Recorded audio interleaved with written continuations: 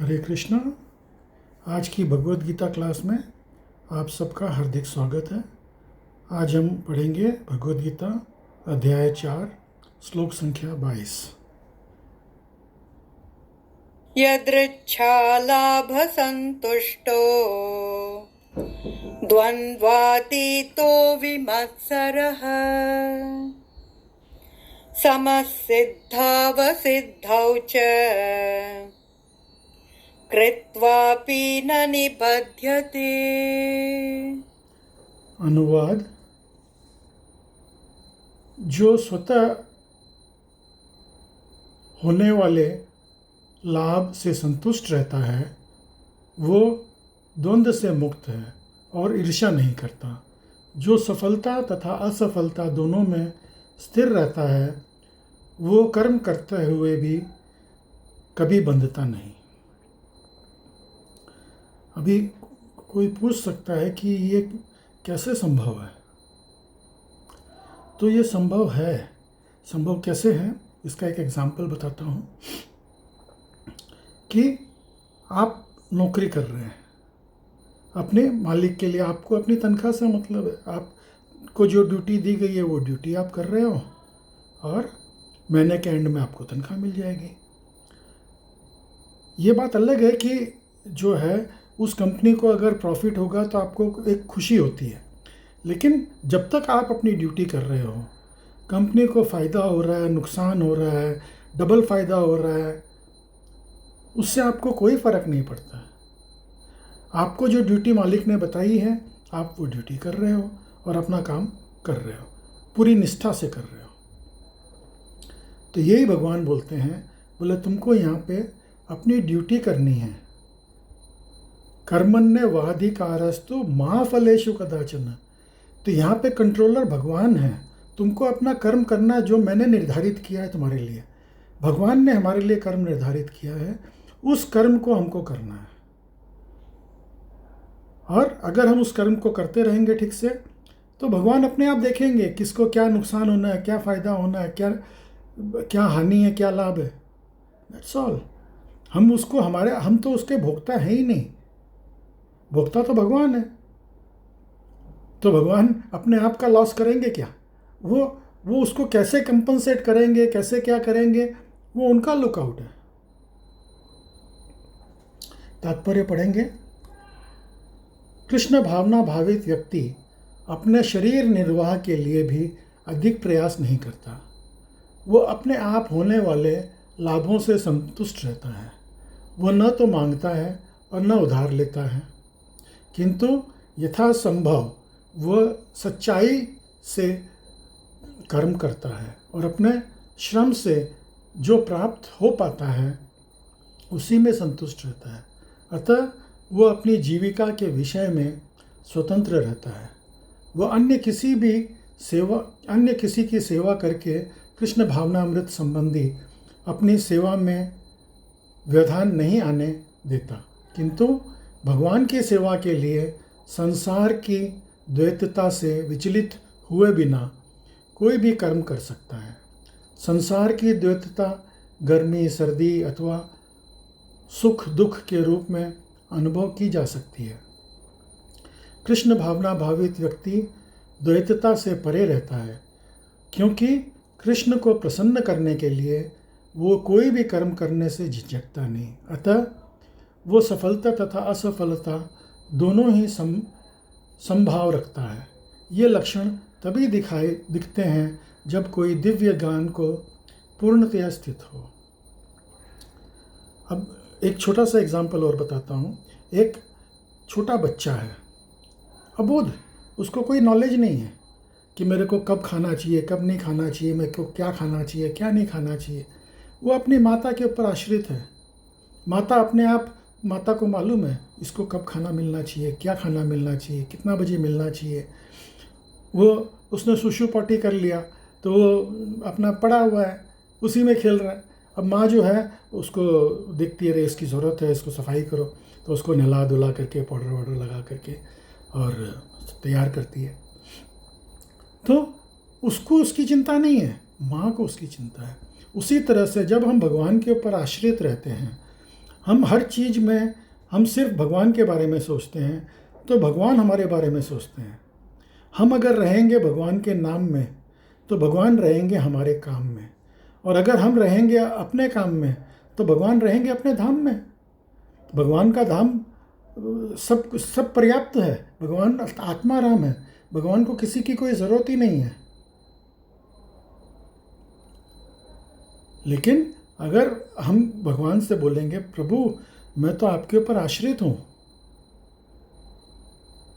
तो भगवान जो है वो हमारा टेक केयर करेंगे।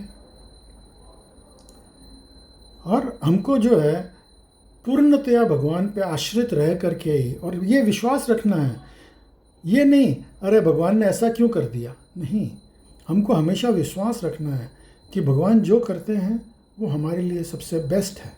जैसे माता पिता अपने बच्चे के लिए जो उनसे पॉसिबल होगा उसमें सबसे बेस्ट वही करेंगे, इसी तरह से भगवान हमारे लिए हमेशा सर्वश्रेष्ठ जो होगा वही करेंगे।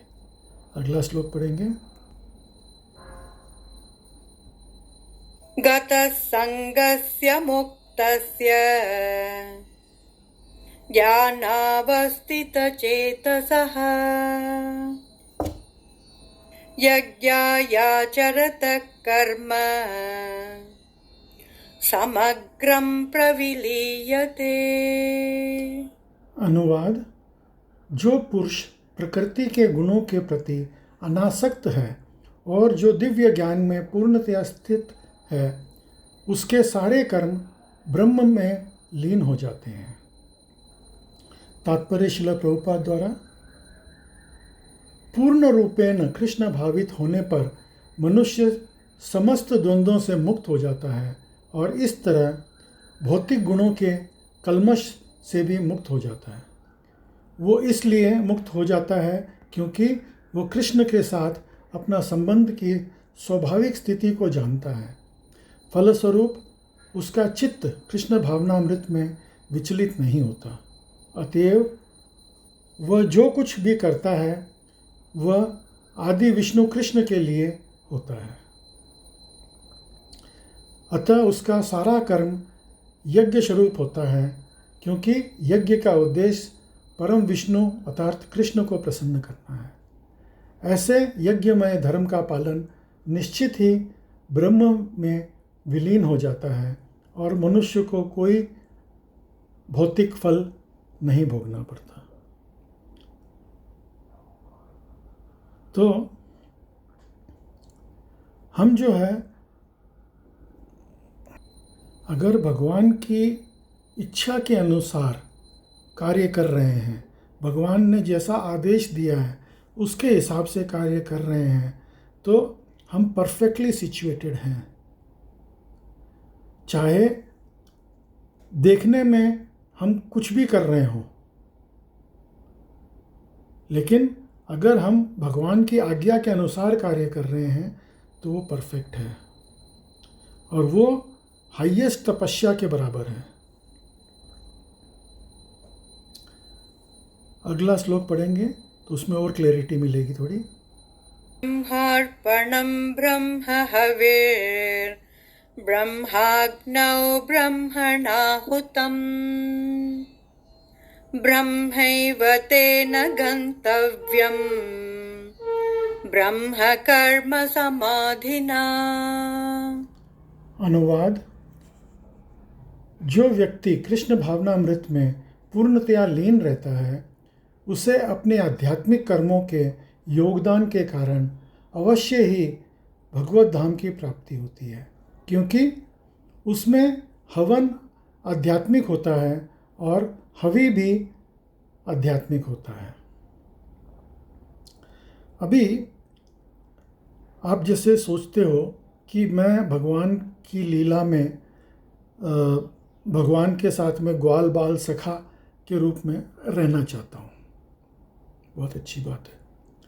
अभी ग्वाल बाल सखा भगवान के साथ में कुश्ती लड़ते हैं,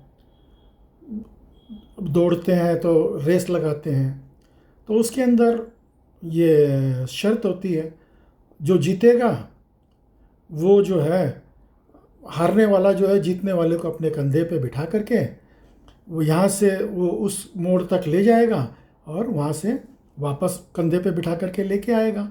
तो ये शर्त होती है। ठीक है, अब आप सोचो कि आप भगवान के साथ में खेल रहे हो और कभी कभी भगवान लीलावश हार जाते हैं, कभी जीत जाते हैं। वो तो लीला कर रहे हैं, आप भी उनके साथ में खेलोगे तो कभी आप जीतोगे, कभी भगवान जीतेंगे। अगर एक तरफा खाली भगवान ही जीतते हैं तो आपको खेलने में क्या मज़ा आएगा, और ना ही भगवान को खेलने में मज़ा आएगा। तो अब जो है सोचो कि भगवान हार गए और आप जीत गए, तो अब भगवान को शर्त के अनुसार आपको कंधे पे बिठा करके इस कोने से उस कोने तक और उस कोने से इस कोने तक कंधे पे बिठा के घुमाना है। तो भगवान जो है वो अपने मंदिर के दरबार में खड़े हैं। अब आप सोच सकते हो कि आप मंदिर के ऊपर चढ़ के और भगवान के कंधे पे चढ़ने के लिए तो भगवान की घुटने पे पाँव रखोगे, फिर कमर पे पाँव रखोगे और ऊपर चढ़ोगे उनके कंधे पे। क्या आप भगवान के ऊपर पाँव रख करके चढ़ सकते हो? आप सोच भी सकते हो कि भगवान के ऊपर पाँव रखोगे? नहीं, ये बहुत मुश्किल है ना। तो लेकिन ये पॉसिबल है। कैसे पॉसिबल है? जैसे यहाँ पे बताया गया है कि ब्रह्मलीन, अब अगर आप वैदिक भक्ति में चैतन्य महाप्रभु के साथ में आप वैदिक भक्ति करते हो कि सुबह मंगल आरती में उठना, भगवान की आरती पूजा करना, माला करना, 4 नियमों का पालन करना, तो जब आप ये सब करते हो तो अभी भगवान की हाईएस्ट लीला क्या है? कृष्ण भगवान की हाईएस्ट लीला वो है रास लीला। तो आपको रास लीला में जाना है या भगवान की ग्वाल बाल सखा की लीला में जाना है। और चैतन्य महाप्रभु की हाईएस्ट लीला और रास लीला क्या है? संकीर्तन यज्ञ, जो कि रास लीला के बराबर है। तो आप जब नगर संकीर्तन में चैतन्य महाप्रभु के साथ में आप जाते हो तो चैतन्य महाप्रभु मार्क कर लेते हैं, बोला हाँ ये देखो ये कितना बढ़िया संकीर्तन करता है, ये रास लीला के लायक कैंडिडेट है, ये जो है ग्वाल बाल के दाव खेलने लायक लीला के कैंडिडेट है। तो चैतन्य महाप्रभु मार्क कर लेते हैं। और आप जब एक दिन सो करके उठोगे तो अपने आप को गोलोक वृंदावन में पाओगे, भगवान के पास, और ग्वाल बाल लीला कर रहे हो, रास लीला कर रहे हो। ये स्वतः ही हो जाएगा जब आप चैतन्य महाप्रभु के साथ में वैदिक भक्ति करोगे। वैदिक भक्ति मतलब जो वेदों में बताया गया है उसके हिसाब से भक्ति, जो भगवद गीता में बताया गया है उसके हिसाब से आप अपना कर्म करोगे, निर्धारित कर्म, तो आप एक दिन अपने आप को वहाँ पाओगे। ऐसे आप आर्टिफिशियली आप चाहोगे कि मैं भगवान की लीला में पहुँच जाऊँ, वो पॉसिबल नहीं है। उसके लिए आपको साधना करनी पड़ेगी। तो साधना भक्ति यही सबसे मेन इम्पोर्टेंट है। तात्पर्य पढ़ेंगे। यहाँ इसका वर्णन किया गया है कि किस प्रकार कृष्ण भावना भावित कर्म करते हुए अंततो गत्वा आध्यात्मिक लक्ष्य प्राप्त होता है। कृष्ण भावनामृत विषयक विधि कर्म होते हैं जिसका वर्णन अगले श्लोक में किया गया है, किंतु इस श्लोक में तो केवल कृष्ण भावनामृत का सिद्धांत वर्णित है। भौतिक कल्मश से ग्रसित बद्ध जीव को भौतिक वातावरण में ही कार्य करना पड़ता है, किंतु फिर भी उसे ऐसा वातावरण से निकालना ही होगा। जिस विधि से वह ऐसे वातावरण से बाहर निकल सकता है वो कृष्ण भावनामृत है। तो ये तरीका है, भगवान बता रहे हैं साफ कि तुम कृष्ण भावनामृत का कार्य करो तो तुमको वहाँ से निकाल दिया जाएगा, तुमको अगले ऑर्बिट में पहुँचा दिया जाएगा। उदाहरण के लिए यदि कोई रोगी दूध से बनी वस्तुओं से अधिक खाने से पेट में गड़बड़ से ग्रस्त होता है तो उसे दही दिया जाता है, जो दूध से ही बनी वस्तु है। भौतिकता में ग्रस्त ब्रह्मबद्ध जीव का उपचार कृष्ण भावनामृत के द्वारा ही किया जा सकता है, जो यहाँ गीता में दिया हुआ है। तो दूध और दही दोनों एक ही चीज़ है। दही जो है दूध से ही बनता है, लेकिन दोनों की तासीर अलग अलग है। तो आप अगर वेदी भक्ति से, साधना भक्ति से अगर आप भक्ति करोगे, तो जो चीज़ आपको ऐसे इम्पॉसिबल लग रही है वो पॉसिबल हो जाती है। यह विधि यज्ञ या विष्णु या कृष्ण को प्रसन्न करने के लिए किए गए कार्य कहलाती है। भौतिक जगत में जितने ही अधिक कार्य कृष्ण भावनामृत में या केवल विष्णु के लिए किए जाते हैं, पूर्ण तल्लीनता से वातावरण उतना ही अधिक आध्यात्मिक बना रहता है। ब्रह्म शब्द का अर्थ है आध्यात्मिक। भगवान आध्यात्मिक है और उनके दिव्य शक्ति की किरणें ब्रह्म ज्योति कहलाती है। यही उनका आध्यात्मिक तेज है। प्रत्येक वस्तु उसी ब्रह्म ज्योति में स्थित रहती है, किंतु जब ये ज्योति माया या इंद्रिय तृप्ति द्वारा आच्छादित हो जाती है तो वह भौतिक ज्योति कहलाती है। यह भौतिक आवरण कृष्ण भावनामृत द्वारा तुरंत हटाया जा सकता है। जैसे आपको एक एग्जाम्पल के रूप में बताता हूँ कि चश्मा, आप भगवान, ये सूर्य भगवान का अगर आप डायरेक्ट देख रहे हैं 12 बजे के समय, 12-1 बजे जब तेज धूप है, तो आपकी आंख चुंधिया जाएगी, आप देख नहीं पाओगे, आप तुरंत से मुंह फेर लोगे। लेकिन अगर आप बढ़िया यूवी के चश्मे जो अल्ट्रावायलेट रेस को संभालने की क्षमता रखते हैं, इस तरह के काले चश्मे अगर आप पहन के सूर्य की तरफ देखो तो आप देख पाओगे।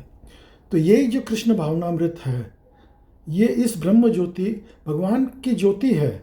उस ज्योति के अंदर सब कुछ है, लेकिन हम देख नहीं पाते हैं। इसीलिए हम भगवान को बोलते हैं, भगवान इस आवरण को हटाओ। तो ये जो चश्मा पहन करके हम जैसे सूर्य को देख पाते हैं, उसी तरह से भगवान हमको दिव्य दृष्टि देते हैं।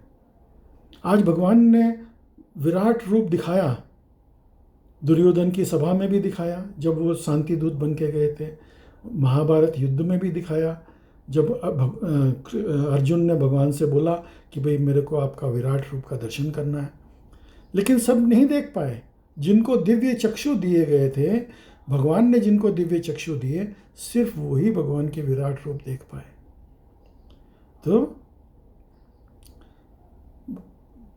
ब्रह्म संहिता के अंदर कहा गया है, प्रेमांजन चुरित भक्ति विलोचनेन, कि प्रेम के अंजन से अगर भक्ति, प्रेम का अंजन मतलब काजल, प्रेम का काजल आप आँख में लगा करके भगवान को भक्ति स्वरूप में देखोगे तो आप भगवान का दर्शन कर पाओगे। यही तरीका है। किंतु जब ये ज्योति माया या इंद्रिय तृप्ति द्वारा आच्छादित हो जाती है तो ये भौतिक ज्योति कहलाती है। ये भौतिक आवरण कृष्ण भावनामृत द्वारा तुरंत हटाया जा सकता है। अतएव कृष्ण भावनामृत के लिए अर्पित हवि ग्रहण करता हवा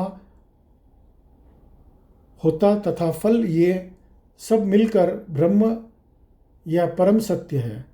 माया द्वारा आच्छादित परम सत्य पदार्थ कहलाता है। ये सभी पदार्थ परम सत्य से नियुक्त प्रत्युक्त होता है, तो इसमें फिर से आध्यात्मिक गुण आ जाते हैं।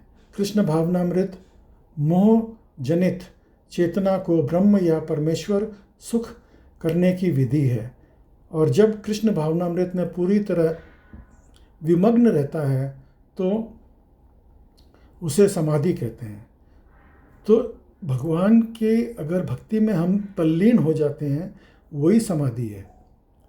समाधि ये नहीं है कि आंख बंद करके आप समाधि में बैठ गए। इस कलयुग में वो पॉसिबल ही नहीं है। इस कलयुग में भगवान की भक्ति करना ज़्यादा इजी है। वो समाधि वाला, अब सोचिए हिरण्यकशिपु 60,000 वर्ष तक उसने तपस्या करी थी, तब जा कर के उसको ये वरदान मिला था। रावण ने अपने 10 शीश काट करके भगवान को चढ़ाए थे। तो क्या हम ये सब पॉसिबल हमारे लिए? नहीं, पॉसिबल नहीं है। तो एक ही चीज़ पॉसिबल है, भक्ति करना। अगर हम भगवान का नाम, भक्ति बहुत इजी है, भगवान ने बहुत सरल कर दिया है। भगवान का नाम का जाप करो, 4 नियमों का पालन करो, बस हो गई भक्ति। अपने निर्धारित कर्म करो। ऐसे दिव्य चेतना में संपन्न कोई भी कार्य यज्ञ कहलाता है, और यही जो है यज्ञ होता है, और यही जो है समाधिस्थ होता है। तो यही समाधि है। आध्यात्मिक चेतना की ऐसी स्थिति में होना, हवन, अग्नि, यज्ञकर्ता तथा अंतिम फल, ये सब परब्रह्म में एकाकार हो जाता है। यही कृष्ण भावनामृत की विधि है। तो आप लोग सब आज की भगवद गीता क्लास में सम्मिलित हुए, उसके लिए बहुत बहुत धन्यवाद। हरे कृष्णा।